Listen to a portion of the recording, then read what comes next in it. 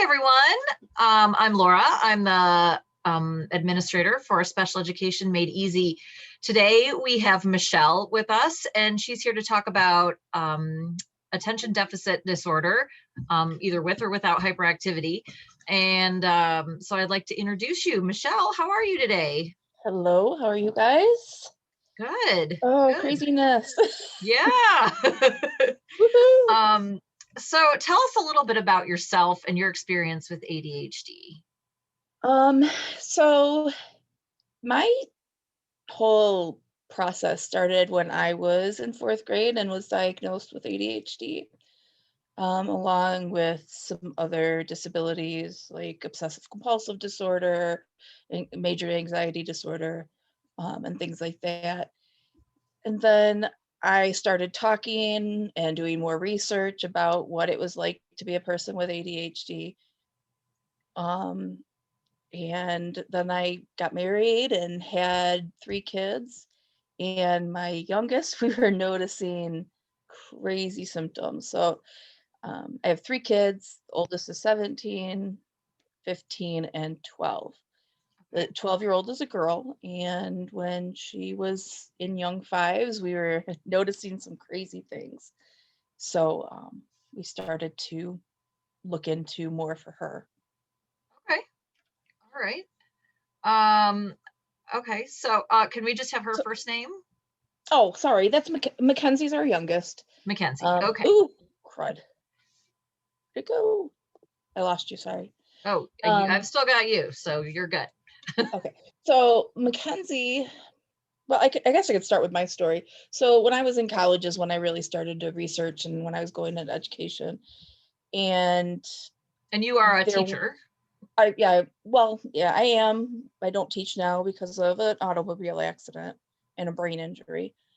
Um, but when I was going to school to be a teacher and taking some of the classes that are required for a general ed teacher when special ed, I'm like, wait, I know more about this and the realistic things that go along with it.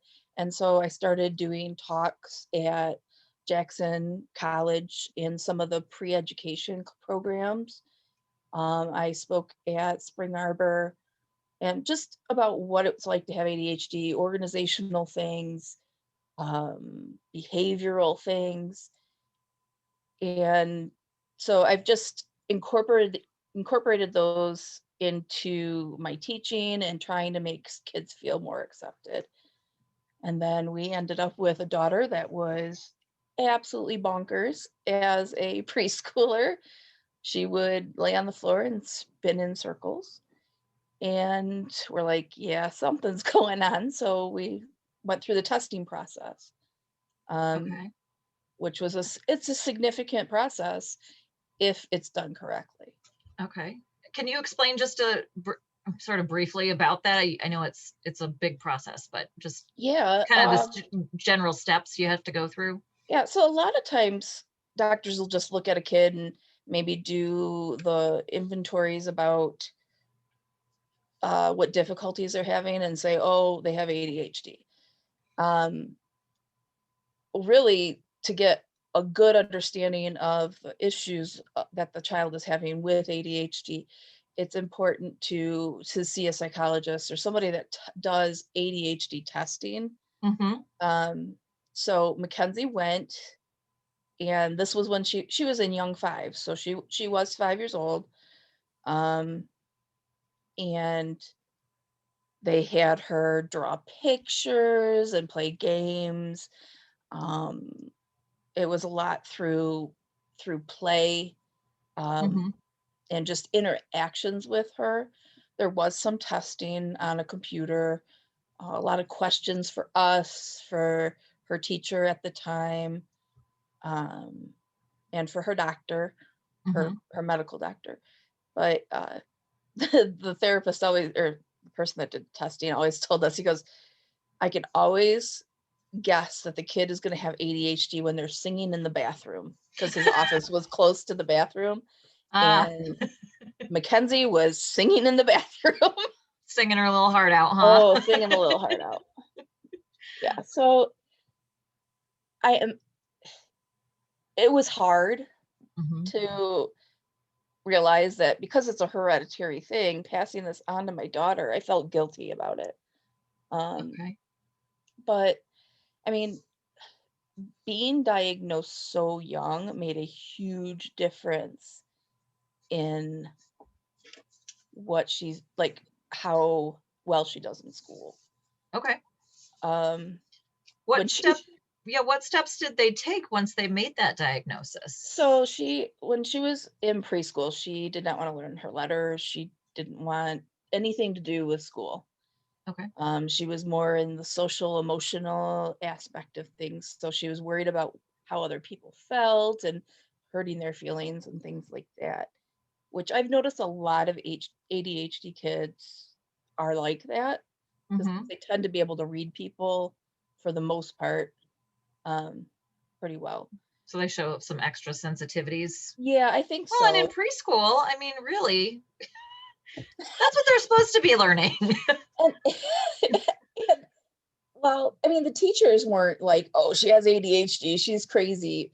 It wasn't like that at all. Hmm. Nobody ever said anything to us. We were the Uh-huh. ones that um put started the steps. But um so once she was diagnosed, it was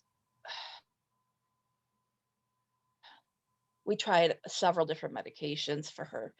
And one we had issues with because of eating, and she was so teeny anyways. Hmm. We had to make sure she was eating, and it just wasn't a good fit. So we tried another one, and I can't remember the names of the first two. They did not work, Okay. or the second one didn't work.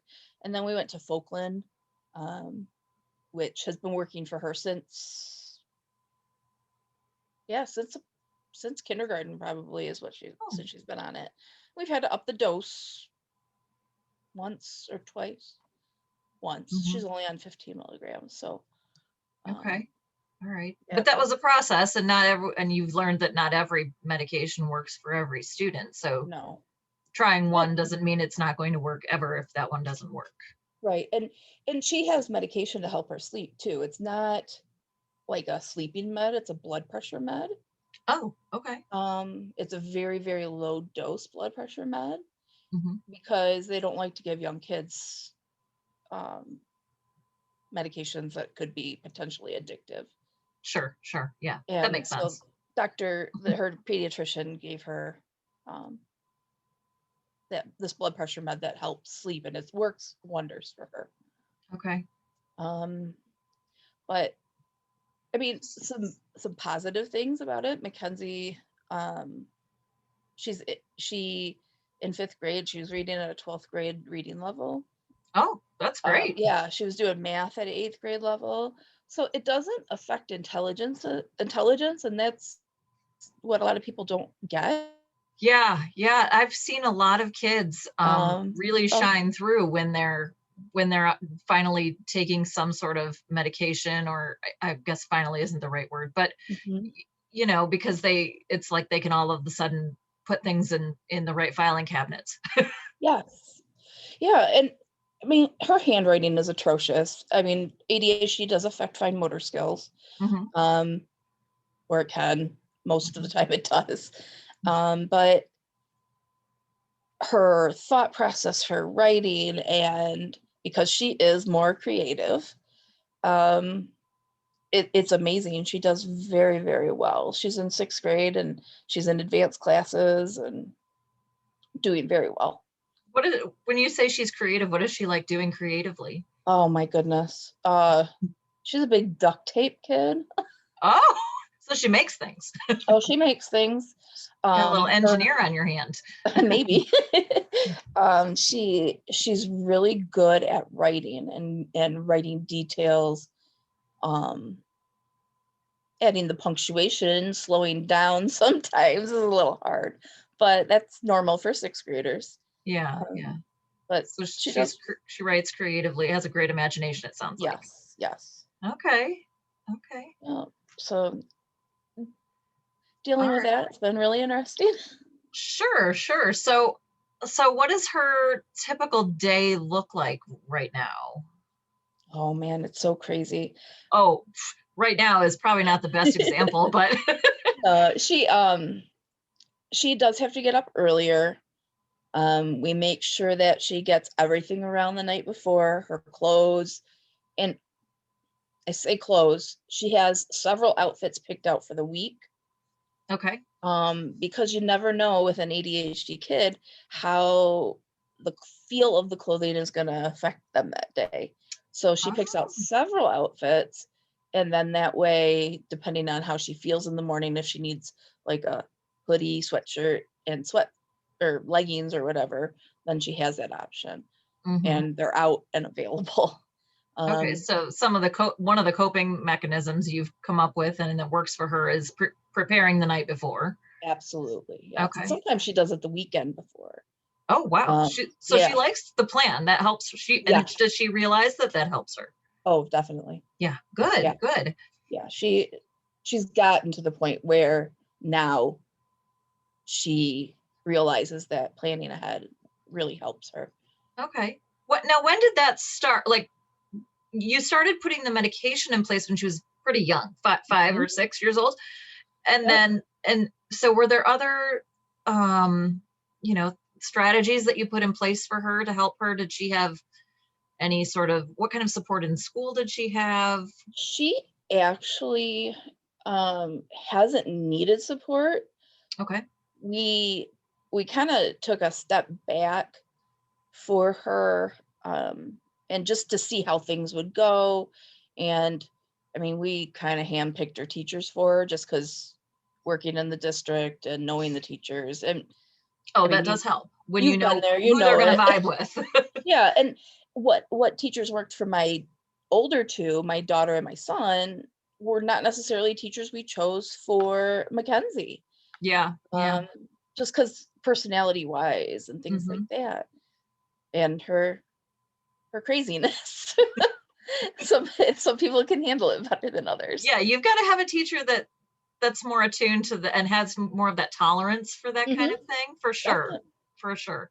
So we always, we always were very honest with her. You do have ADHD, Hmm. but we don't use it as an excuse ever. Okay. Um, that's one thing I've noticed being a teacher.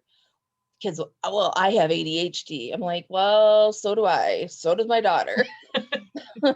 So Right. what? How are we going to overcome that? Yes.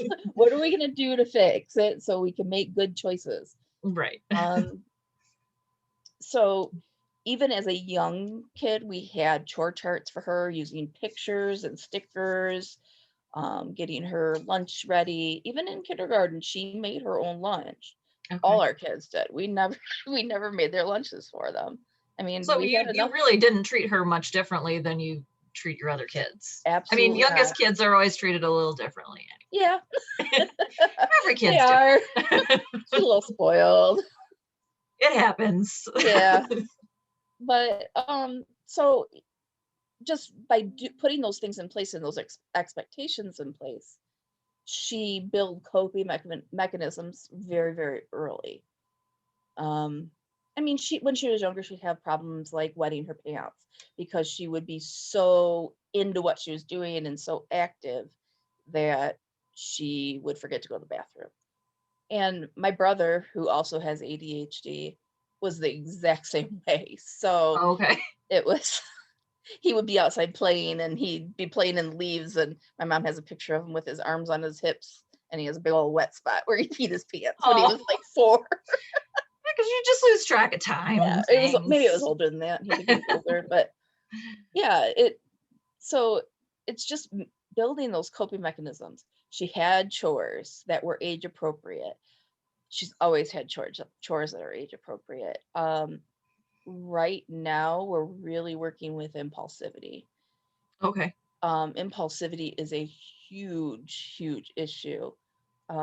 Even in my research, uh, Can you explain a little bit what that kind of looks like? So if there are parents out there who are questioning whether their child yeah. has ADHD, like what that means? So the impulsive things are like she doesn't listen to that little voice in her head that tells her she shouldn't be doing something. Um, So for instance, she was doing dishes one time with the older two, and she got mad at her brother, so she punched him in the privates.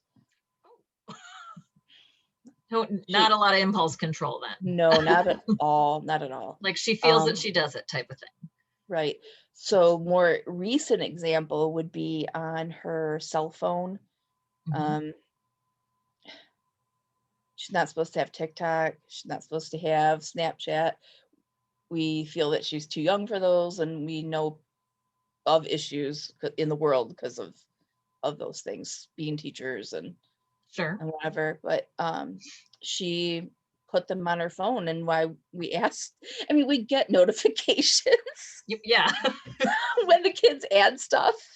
So it's like, why would you go against us? And she's like, I don't know. She's like, I really don't know.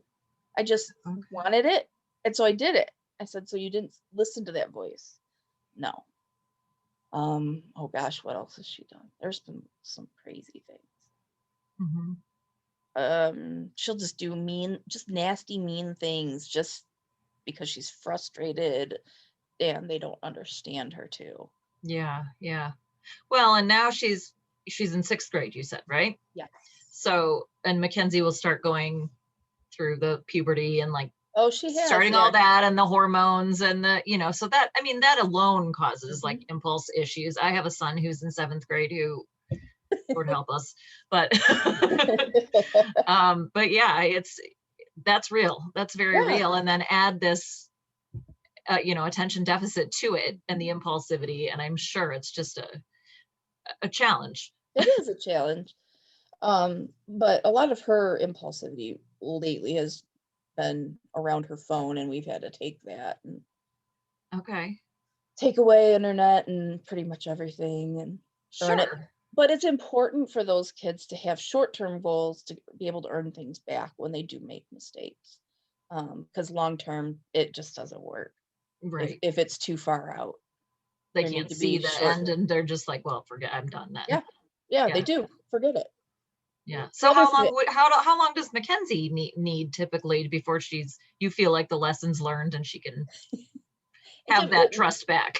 it really depends on the situation. We go like when she did the whole phone thing and it wasn't TikTok, it was something else that does videos like that. Um, we talked about, okay, you did it in your room. Your room is pink. A predator would know that there's girls in that room. Okay, they can see the bunk bed, so they know that there's probably two girls in that room. And I said, on the walls, Caitlin has her letter hanging up on the wall. I said, so they're going to be able to figure out what school you go to. So we went through that process about the realistic things that could happen. Okay. And then we also made her write us a report because she's older Mhm. about, we gave her, I don't know, 4 questions about internet safety. Okay.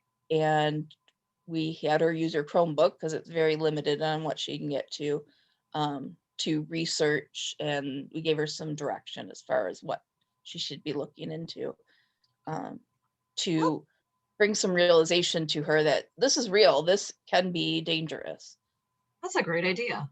That's a really Yeah, good idea. and Just taking away the phone doesn't really do much other than say you can't use the phone. And then when you get it back, what lesson is learned? right, and so she did get her phone back pretty quickly. We took pretty much everything off of it. Oh, yeah, sure. And then she had to earn things back. Like certain games that weren't internet Sure. based, we gave her and some educational things, but yeah, That it can makes be sense. The a slow crime fits process. the punishment, right? Yes, Or the yeah, punishment fits the crime. yeah, Yeah, sure. Okay. So you grew up with ADHD, but your husband did not. no.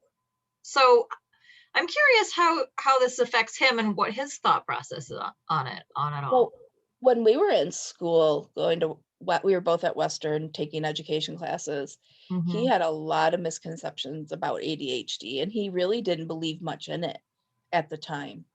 Um, there are a lot of people that just think it's, oh, it's not real, it's just made up. Doctors just prescribe whatever, whenever, No, and that's say, not oh, true. you have ADHD. Yeah. Yeah. A lot of people don't realize that the medication for ADHD, if you don't have it, it's a stimulant, so it makes you a little crazier, and that's why people unfortunately abuse it for weight loss. Mm-hmm. Mm-hmm. But if you have ADHD, then it helps those connections within the brain, and it allows the processes to happen. Mm-hmm. Mm-hmm. So it was when we started dating and we actually had a project to do together, and we did it on ADHD, and we talked about how it affected me and some of the things that I've found, and then through more research, he was more accepting of it. And then as he got into his classes more and became a teacher, he's been able to implement things that I've told him work for me. He's been able to implement them for his students as well. Okay. That's great. And he's been able to see now, like there's clearly a difference between a student who has ADHD and who doesn't, and how they cope with things, and Yes, very much. how they learn, even down to the learning, like, Yes. not Or focusing on one thing all the time is probably better for those kids. Yeah. So. It's a lot of direction. He teaches the both eighth grade adapted classes, Oh, okay. with a co-teacher and an aide. Mm-hmm. And I taught those classes as well when I was teaching. Mm-hmm. I taught adapted, or like a Read 180 adapted reading class and such. Okay. But so it's really helped him in that situation. Okay. So I'm kind of getting back to my questions here. What's one important thing, or if you have more than one, that's fine, that you would want to tell parents that you've learned about life with a special needs child, a child that has ADHD? It's very important to still hold them to the same expectations that you would any other child. Mm-hmm. Their brain's wired differently, or how it just the connections aren't quite, I don't know. I keep trying to remember explain it. They just don't send the messages as well as people who don't have it. Mm-hmm. And so just making sure that they understand, by checking many times, and then holding them up to the same expectations as everybody else, because it doesn't affect intelligence. It just affects how they, I guess, interact would be a way to describe it, with that education. Sure. Yeah. Well, yeah. And you have 3 kids. I have 2 kids. And even and I've got 2 neurotypical kids without ADHD, and I have to do things very differently for each of them. For one of them, I can just say, do this, this, and this. And with the other one, I'm like, I'm going to write you a list. Yeah, that's exactly. Because I know if he doesn't have that list, it's not going to get done. Yeah, we have a dry erase board that I write. I write down what they need to do. Yeah. And if it's written down, they can't argue with me either. So. Yep.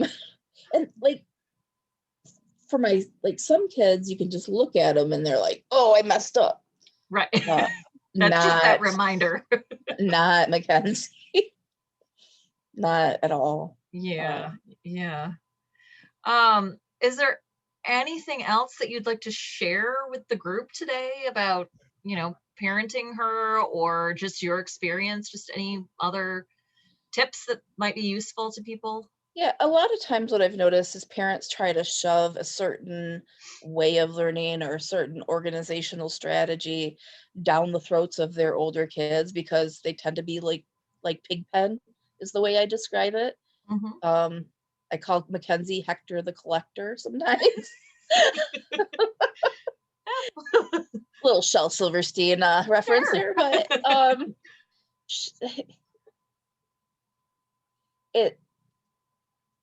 I'm trying to think where I was going with that. Sorry. I can repeat the question if you'd like. Organization. Organization. Mm-hmm. What one organizational strategy won't work for every student. Just like a student with ADHD, they need many different options and to try them out. Um, Yeah, yeah. And that's even huge. sometimes be taught how to do Yes. certain things. Yeah. And like with my kids, and I've had to do it with all of them, but a lot of parents don't do this, is you sit down and you say, okay, these are different possibilities for organization. What one do you want to try first? Okay, if you use that one, this is what we do. And then you try it. And if it doesn't work, then you move on.